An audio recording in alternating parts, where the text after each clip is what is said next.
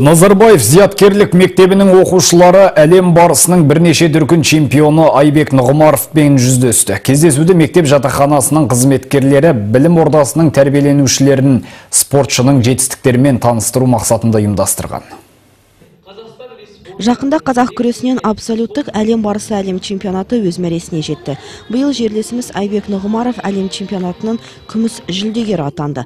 Туған қаласына оралғаннан кейін оны Назарбаев зияткерлік мектебі жатақханасының тәрбиешілері оқушылармен кездесу үшін арнайы шақырды.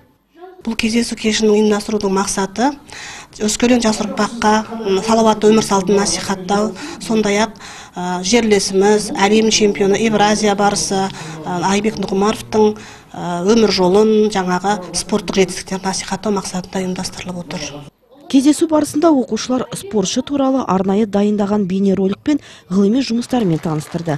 Сонымен қатар қонақтар назарына зияткерлік мектеп жатақханасында жұмыс істейтін Қуыршақ театрының қойылымы ұсынылды. Айбек Нұғымаров өз кезегінде жас балуандарға кеңес беріп, шағын шеберлік сабағын өткізді. Бұның алдында да қанша Семей қаласындағы мектептерде, басқа қалаларда да кездесіп жүрдік, бірақ осы мектепке арнайы келіп, оқушылармен кездесіп, олардың жаңағы болашақтағы арманын бір-бірімізге сұрақтар қойып, қазір енді мен ойлаймын, бір рухтандырып кетеміз деген бір ойдамын. Іс-шара диалогтық алаңмен жалғасты. Сонымен қатар оқушылар чемпионға өз арнауларында оқыды. Қарсыласын кілемге дәл тастаған, жеңіскер боп атақ қуып баспаған, екі дүркін чемпион әлемнің бұл жолда орын алды аспаннан.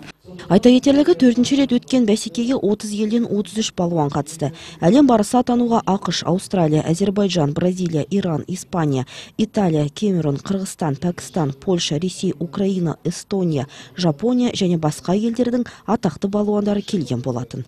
Бақытгүл Қазес, Маржан Нұрышева, Елжан Мағзумов, Семей телеарнасы.